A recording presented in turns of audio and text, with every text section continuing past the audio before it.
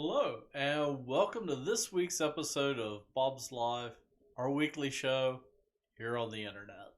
And of course, you can find us online on Facebook and YouTube, which is probably one of the two places where you're watching me right now. You can also find us on Twitter and Instagram, and we're also on TikTok now at Bob's Market.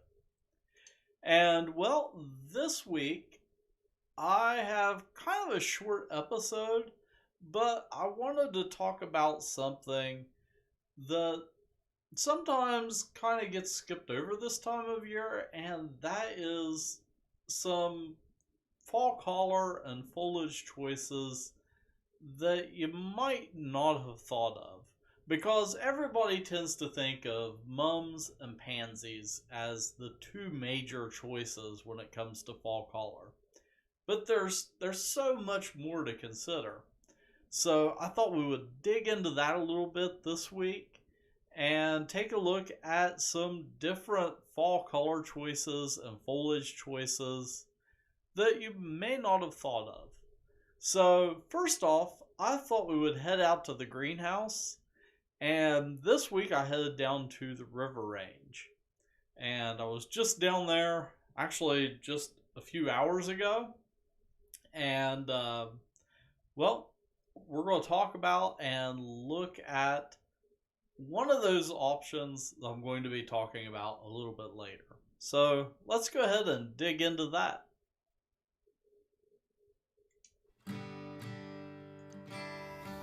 Today I am down here at our River Range greenhouse where we have a bunch of mums. Now, we've previously gone uptown and looked up there, and we had mums stuffed pretty much everywhere you could put them uptown. So down here today at the River Range, we've got them here in the main greenhouse, where, by the way, it is just a little bit toasty today. But we also have them outside, so let's go take a look at that. As I said, we have the greenhouse full of mums. But also, we have a bunch of mums outside. Just look at that view. It is beautiful. So just like at our uptown greenhouse, we have mums crammed just about everywhere, even in the space here between the greenhouses. And in these smaller Quonset style greenhouses, we have pansies. So in these smaller greenhouses, we have 6-inch pansy pots that are just getting started. So these have just been transplanted, and it'll be probably a few weeks before they start blooming. And in this greenhouse, we have even more mums. And we also have some ornamental kale. So let's go take a look at some more ornamental kale and cabbage. Alright, so I'm here in actually one of our oldest greenhouses here at Bob's. In fact, I have memories of when I was a kid of sneaking down here when my parents would visit the market. So, yeah, little did I know, 30 years later, I'd be working here. But behind me, we have ornamental cabbage and kale. And they're growing not for their flavor or to eat or anything like that. They're grown for their foliage. So what's the difference between an ornamental cabbage or an ornamental kale? It actually comes down to the leaves. So ornamental kales have roughly edges on their leaves, and ornamental cabbages have smooth edges.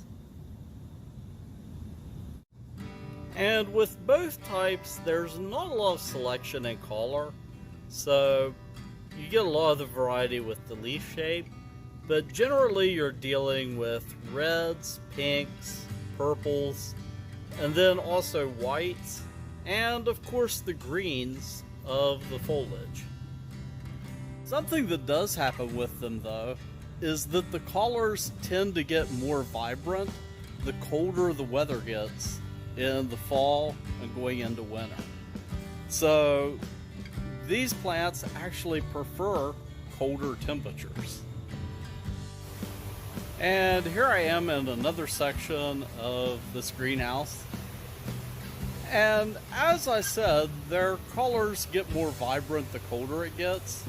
However, they usually, well, they don't survive through the winter.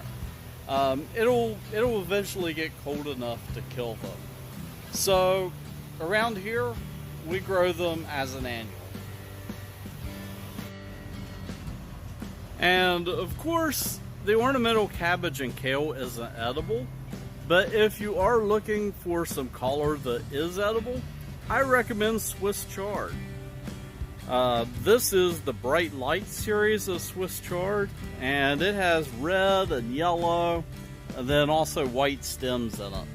And it makes a great choice for edible containers. And along those same lines, we have mustard greens. So they also make a great fall choice for some fall color that is also edible. And just look at that leaf size. So when it comes to fall color and fall plants, it's not just mums and pansies. Try giving some of these plants a try in your landscape.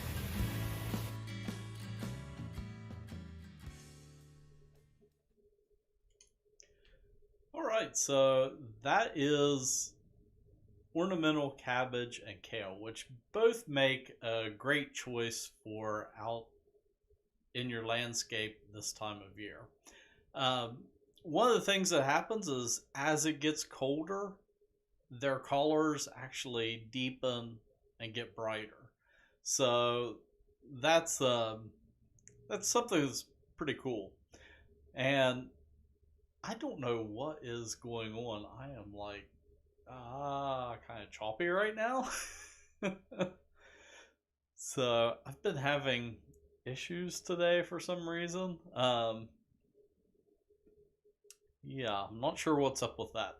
Okay, so let's take a look at some other types of plants, and I'll minimize myself down into the corner.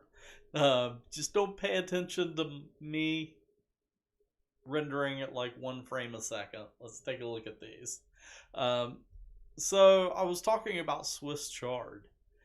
It makes a great option for fall color in your green or in a container, because it kind of sticks up tall, so you can like plant it in the middle of a container and put something like pansies or violas around the bottom of it.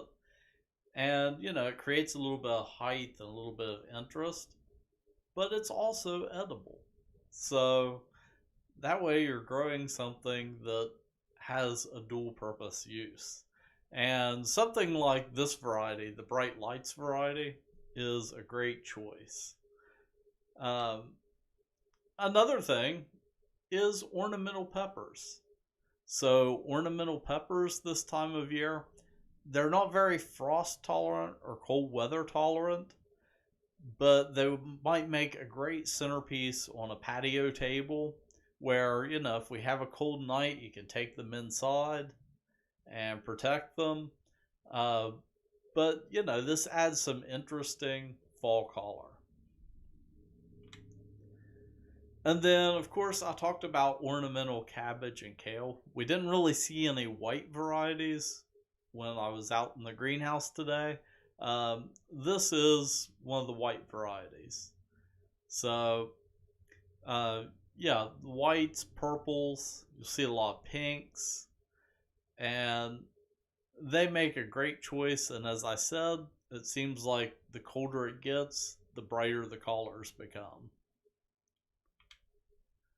Celosia, it's another one of those that's not really frost tolerant, but just the color palette is very fall-like.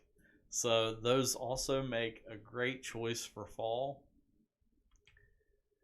I talked about mustard.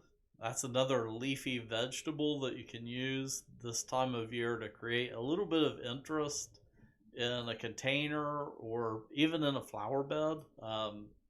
Mustard gets pretty tall, or pretty large.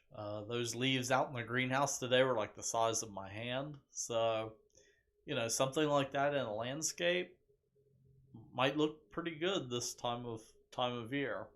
Um, you could also pair that with something like this, which is ornamental millet.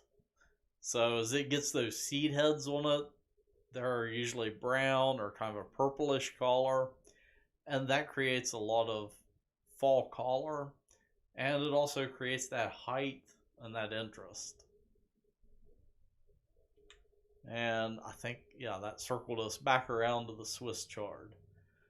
Um, so, yeah, when it comes to fall, you don't have to just think about mums and pansies. Of course, that's what we have a lot of, but there's a whole other range of plants, a whole other palette of plants that you can work with.